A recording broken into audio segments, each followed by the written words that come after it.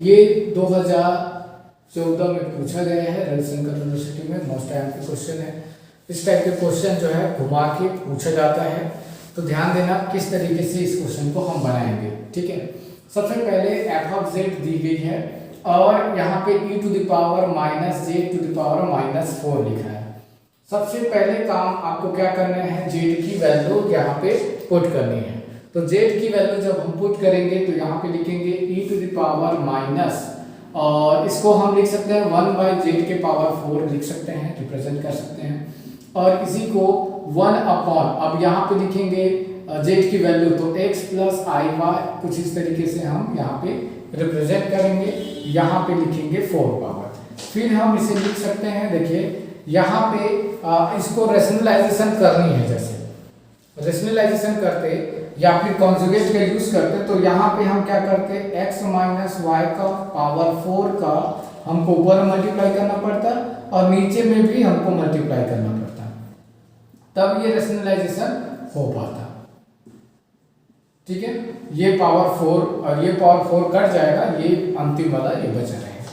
अब ध्यान देंगे तो यहाँ पे हमें मिलेगा e to the power minus, और आपको ऊपर में जैसा है वैसी वैल्यू आप लिखें पहले, उसके बाद नीचे में आप लिख सकते हैं a का स्क्वायर और माइनस b का स्क्वायर का फॉर्मूला लिख सकते हैं। ठीक है, और यहाँ होल पावर में तो 4 है, कोई दिक्कत नहीं।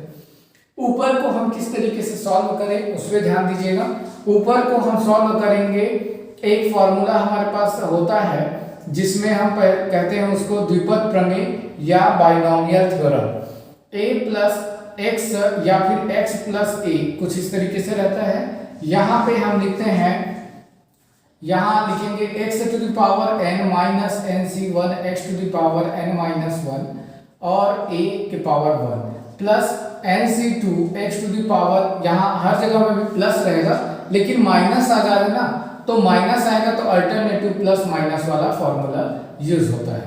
ठीक है, यहाँ प्लस रहेगा, नेक्स्ट में माइनस आएगा, तो n माइनस 2 a टू का पावर 2 फिर माइनस, और nc3 फिर x के पावर में n माइनस 3 a के पावर 3, ऐसे चलते रहेगा, है ना।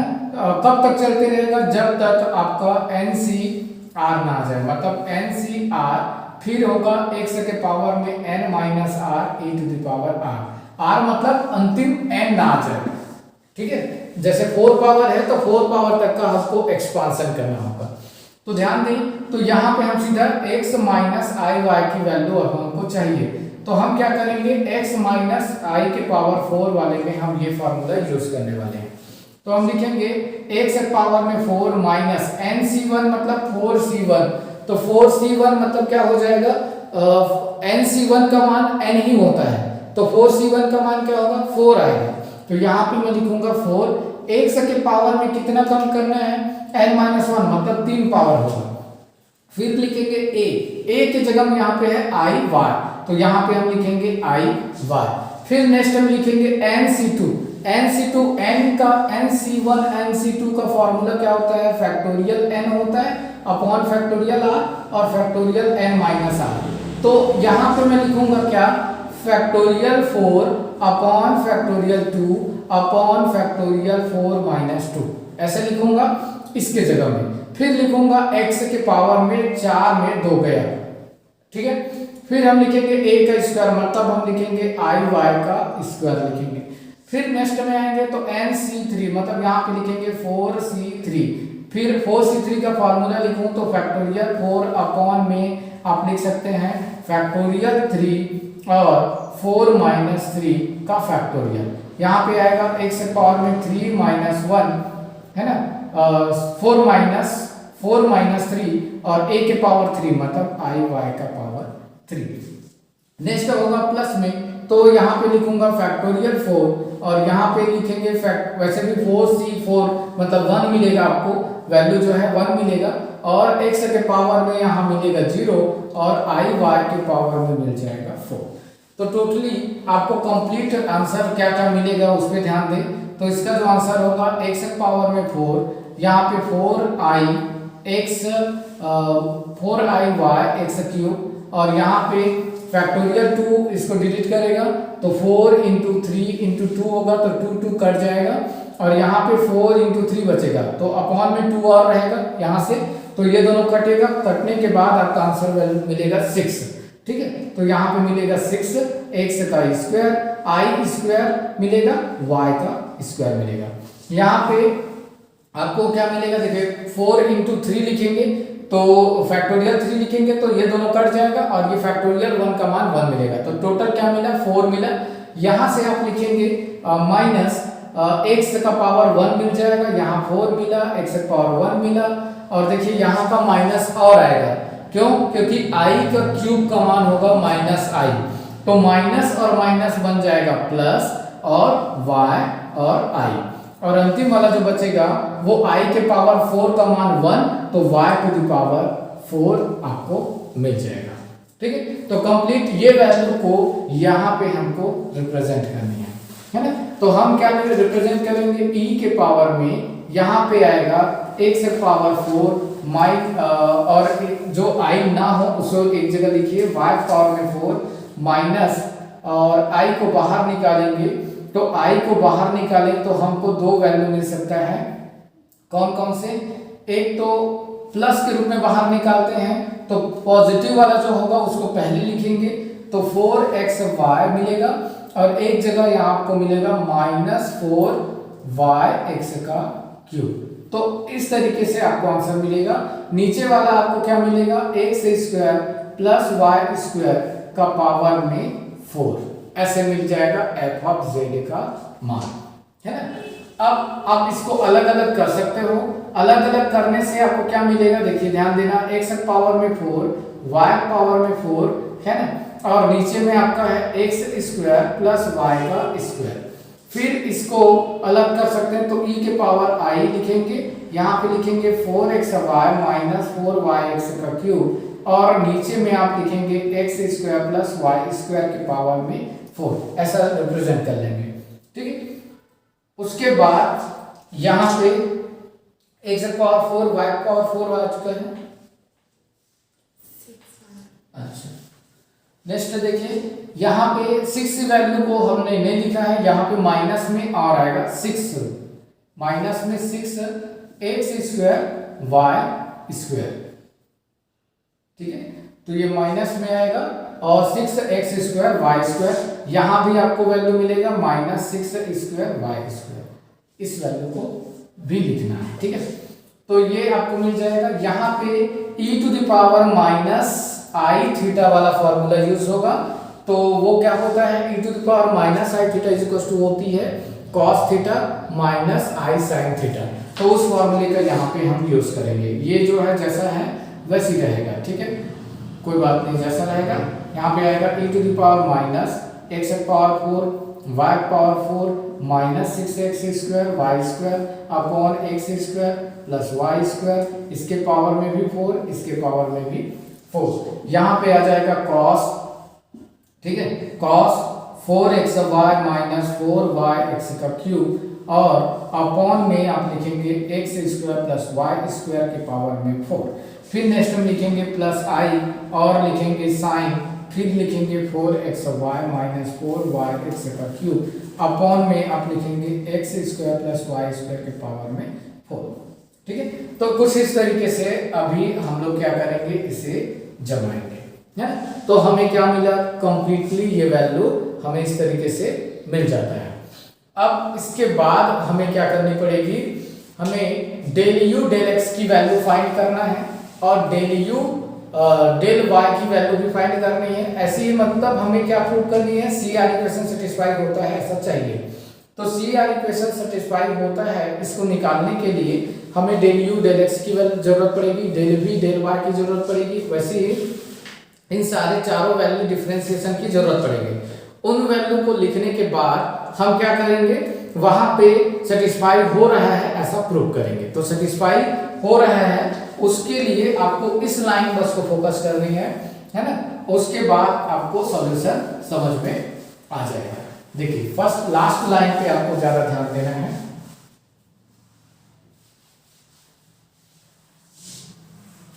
इस लाइन पे देखिए यहाँ पे u के स्थान पे आपको क्या दिया गया है, ये रियल पार्ट है, ये दोनों मिलके रियल पार्ट होगा और इन ये दोनों मिलके इमेजिनरी पार्ट होगा। तो u is equal to e to the power minus x power 4 y power 4 minus 6x square y का square upon x square plus y square के पावर में 4 लिखेंगे। फिर यहाँ पे आएगा cos भी आएगा, तो cos हम लिखेंगे 4xy minus 4y x cube upon x square plus y square to the power 4। ये वैल्यू आपको मिलेगा u का, है ना। फिर आप लिखेंगे v की वैल्यू की बात करें तो v ये है ना, इन दोनों का मल्टीप्लाई v हो जाएगा। तो यहाँ पे आप लिखेंगे e to the power minus x power 4 y power 4 minus 6x square y square upon x square plus y square के पावर में 4। फिर यहाँ पे लिखेंगे साइन और 4xy माइनस 4yx का cube upon x square plus y square के power में 4। तो कुछ इस तरीके से आपको v की वैल्यू मिलेगी। दोनों वैल्यू निकालने के बाद आप क्या निकालेंगे, del u upon del x की वैल्यू चाहिए आपको। डेल u है ना, del u upon del x की वैल्यू। तो del u upon del x की वैल्यू क्या मिलेगी, देखिए यहाँ पे आपको क्या करना है, डेल u का x के रिस्पेक्ट में डिफरेंशिएशन मतलब हम लिखेंगे x और यहाँ 0 माइनस u 0 0 और यहाँ पे आप लिखेंगे x, यहाँ लिखेंगे लिमिट x टेंड्स टू 0। तो यदि हम वैल्यू पुट करें तो हमें क्या मिल सकती है उस पर ध्यान दीजिएगा। सबसे पहली बात, यदि मैं यहाँ वैल्यू पुट करता हूँ, y की वैल्यू मैं 0 रखूंगा, x की वैल्यू बस मेरे पास होना चाहिए। तो यहाँ पे मैं लिखूंगा e to the power minus x power 4 और ये वैल्यू 0, ये भी वैल्यू 0, यहाँ पे बचेगा x का पावर 8। पावर कितना बचेगा 8। तो यहाँ पे मैं लिखूंगा x पावर 8, यहाँ 2 और उसका स्क्वायर 8 हो जाएगा। फिर यहाँ पे लिखेंगे cos। तो cos में यदि मैं y की वैल्यू 0 रखता हूँ तो ध्यान देना, ये y वैल्यू 0, ये भी 0, तो cos 0 मिलेगा, ये जो है x बचेगा। तो लेकिन 0 अपॉन कोई भी वैल्यू बचे रहे 0 ही मिलेगा, तो cos 0 की वैल्यू 1 हो जाएगी। तो यहाँ पे आपको मिल जाएगी मतलब cos 0 की वैल्यू 1, मतलब इससे मल्टीप्लाई में 1 रहेगा, तो कोई प्रॉब्लम नहीं है। फिर यहाँ पे हम लिखेंगे 0 0, तो 0 0 पे ये टोटली आप x की वैल्यू 0 रखेंगे, y की वैल्यू 0 रखेंगे, तो ये टोटली आपको f ऑफ 0 की वैल्यू 0 दिए गए हैं, क्वेश्चन में ही दी गई है कि f of 0 is equal to 0, इसका मतलब u 0 इज इक्वल टू 0 ही होगा। तो उस केस में ये मान जो है 0 मिलेगा। यहाँ से निकाल रहा है, यहाँ पे पुट करके हम नहीं निकाल सकते, ठीक है। वैसे ही यहाँ पे नीचे में बचा हुआ है x, तो टोटल आपको क्या मिलेगा, यहाँ से मिलेगा लिमिट x टेंड्स टू 0 और ध्यान दिया जाए तो यहाँ पे बचेगा x पावर में 4 बचेगा नीचे में e to the power minus 1 by x power में 4 और अपॉन में x। इसको नीचे ला लीजिए, नीचे लाने से आपको क्या मिलेगा, लिमिट x टेंड्स टू 0 और 1 by x e to the power और minus 1 x to the power, ये वाला प्लस बन जाएगा, x टू द पावर 4 हो जाएगा। अब आप थोड़ा ध्यान दें तो ये x टू द पावर 4 वाले में यहाँ पे हम क्या कर सकते हैं, है ना। तो यहाँ पे हम फॉर्मूला अप्लाई कर सकते हैं e to the power x का, है ना। तो e टू द पावर जब हम x का फॉर्मूला अप्लाई करेंगे तो हमें क्या मिल सकती है ना। तो हमें क्या मिलेगा उस पर ध्यान देना। तो हम लिखेंगे लिमिट x टेंड्स टू 0 और लिखेंगे 1 बाई x। अब यदि मैं यहाँ पे फॉर्मूला अप्लाई करूँ तो फॉर्मूला में क्या आता है, फॉर्मूला में होता है 1 प्लस, है ना, यहाँ पे रहता है 1 प्लस x पावर में 4 plus x to the power 8 factorial 2 रहेगा। फिर नेक्स्ट में होगा 1 अपॉन फैक्टोरियल 3 x पावर में यहाँ पे 3 पावर करने से ये 12 हो जाएगा, ऐसे करके आपको मिलते जाएगा वैल्यू जो है ना। फिर x का मल्टीप्लाई करूंगा तो x के मल्टीप्लाई करने से यहाँ पे आएगा, बाकी सारे जगह में आपको क्या मिलेगा 1 अपॉन x का क्यूब, 1 मतलब हायर पावर में मिलेगा, 1 अपॉन में यहाँ नीचे में मिलेगा वैल्यू, है ना।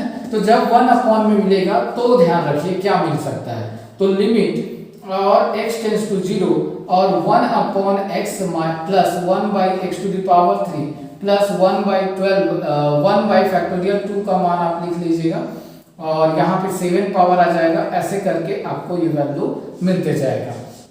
यदि आप x टेंड्स टू 0 रखते हैं तो क्या मिलेगा, जैसे ही x टेंड्स टू 0 रखते हैं तो 1/0 प्लस 1/0 प्लस 1/0 प्लस 1/0 ऐसे मिलते जाएगा आगे हायर टर्म्स जो है। तो कुल मिला के 1/0 प्लस इनफाइनाइट मिलेगा। तो 1/इनफाइनाइट कुल मिला के मिला और जिसकी वैल्यू मिलेगी 0, है ना। तो यदि हम डायरेक्टली यहाँ पे वैल्यू पुट करने का सोचते तो हमें थोड़ा सा प्रॉब्लम हो सकता था, क्योंकि यदि मैं यहाँ वैल्यू पुट करता तो x टेंस यहाँ पे 0 हो जाता, यहाँ पे इनफाइनाइट माइनस इनफाइनाइट हो जाता। ध्यान दें, तो x के वैल्यू 0 रखता तो ये वैल्यू ऊपर जाता, जैसे मैं ये 0 रखता तो 1/0 दैट इज इनफाइनाइट वैल्यू मिलता। e पावर इनफाइनाइट की वैल्यू इनफाइनाइट होती है और यहाँ पे 0 है, तो इसको देखने से ये पता चलता है कि 0 इंटू इनफाइनाइट हो रहा है, ऐसा लग रहा है। तो 0 इंटू इनफाइनाइट तो होता ही नहीं है, हमको अनडिफाइंड मिलेगा। तो उस केस में हमें इस फॉर्मूले का यूज करके इसको सॉल्व करना पड़ेगा। इसलिए हमने क्या किया, ऐसा सॉल्व किया। सॉल्यूशन में 1/इनफाइनाइट इज इक्वल टू 0 मिलेगा। सिमिलरली ऐसे ही हम क्या करेंगे, y के रिस्पेक्ट में सॉल्व करेंगे तो सेम मेथड सेम तरीके से सॉल्व करेंगे, तो वहां से del u del y is equal to 0 मिलेगा। वैसे ही सेम तरीके से मिलेगा। चलिए देखते हैं यहाँ पे वैल्यू किस तरीके से लिखेंगे। आप चाहें तो सिमिलरली करके लिख सकते हैं, कोई प्रॉब्लम नहीं।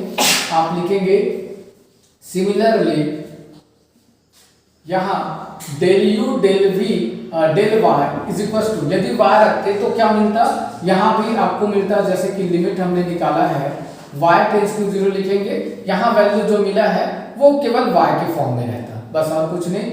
1/y रहता, e to the power 1/y power में 4 रहता। तो सेम तरीके से आप बनाएंगे तो उस केस में इसका आंसर भी मिलेगा 0, है ना।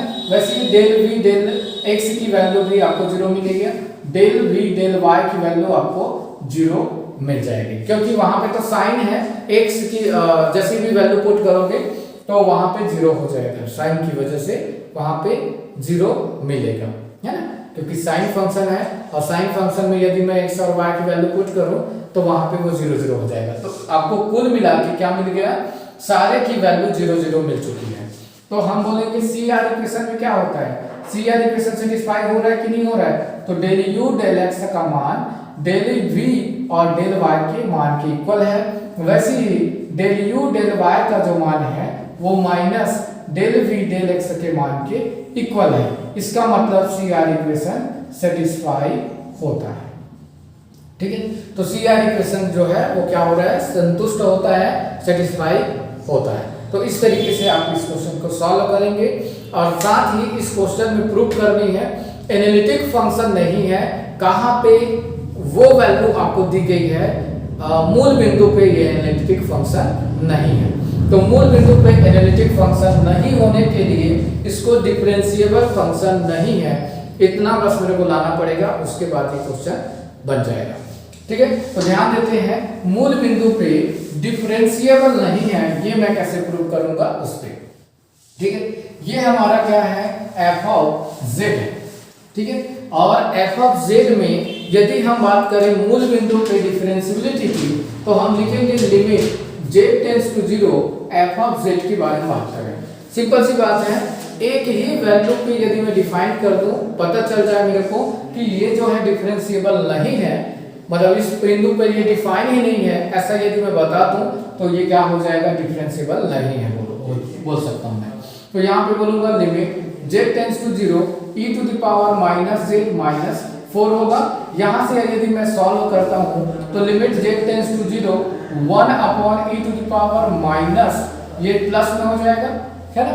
और यहाँ से थोड़ा सॉल्व करें तो हमें कुछ इस तरीके से मिलेगा z टेंस टू 0 1/e के पावर में इस वैल्यू को 1/ और z का पावर 4 लिख सकते हैं, z के पावर 4 लिख सकते हैं। और इसी को हमने रिप्रेजेंट किए थे, सॉल्व किए थे, तो z टेंस टू 0 को और 1/e टू द पावर और 1/ इसको हमने कन्वर्ट किया है तो z प्लस i y के फॉर्म में, z की वैल्यू को x प्लस i y के फॉर्म में कन्वर्ट किया हुआ है।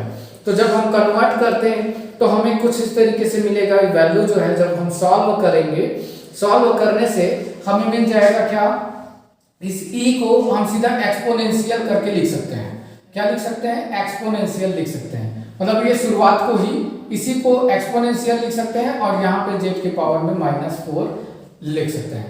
ठीक है, इसी वैल्यू को एक्सपोनेंशियल के फॉर्म में रिप्रेजेंट कर सकते हैं और रिप्रेजेंट करने के बाद में हम लिख सकते हैं लिमिट, इसको r टेंड्स टू 0 कर देंगे, r में कन्वर्ट करेंगे। r की वैल्यू मतलब √x² + y², जो कि हमारा नीचे में आ रहा था x² + y² जब हम सॉल्व कर रहे थे तो, और उसके होल पावर में 4 आ रहा था। तो उस वैल्यू को यदि हम उसके फॉर्म में रिप्रेजेंट करें तो हमें मिलेगा -r, और ये आपको क्या मिल सकता है, r की पावर -4 और e यहाँ पे वैल्यू मिलेगा e के पावर में -i π।